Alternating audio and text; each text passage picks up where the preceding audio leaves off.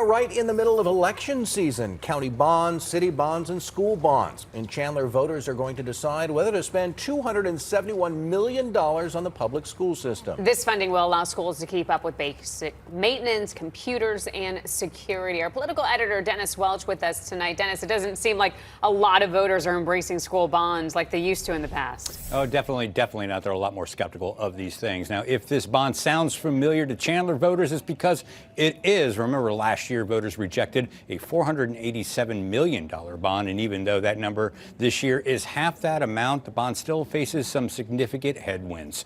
The money would go to cover basics like making sure the school buses run, that the computers work, and that there's enough security to keep the kids safe. But times have changed, and voters are no longer rubber stamping these bonds and overrides like they used to. One problem this year is that the crowded ballot. Chandler voters are also being asked to put up money for new parks and public safety. Now, alongside these local questions on the ballot, there's also a $1 billion bond to expand Maricopa County's health care system. Given all the money that voters are being asked to approve, they may not be willing to pay for everything. In addition, political consultant Paul Bentz said turnout will be small and that older voters are likely to determine whether these bonds and overrides pass or fail.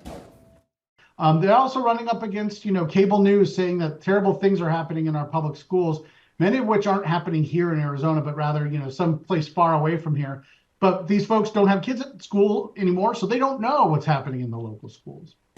Now, early ballots have already been sent out to voters. Election day is November 4th. And beyond the bonds and overrides, Chandler voters are also being asked to vote on term limits for the city council and its mayor.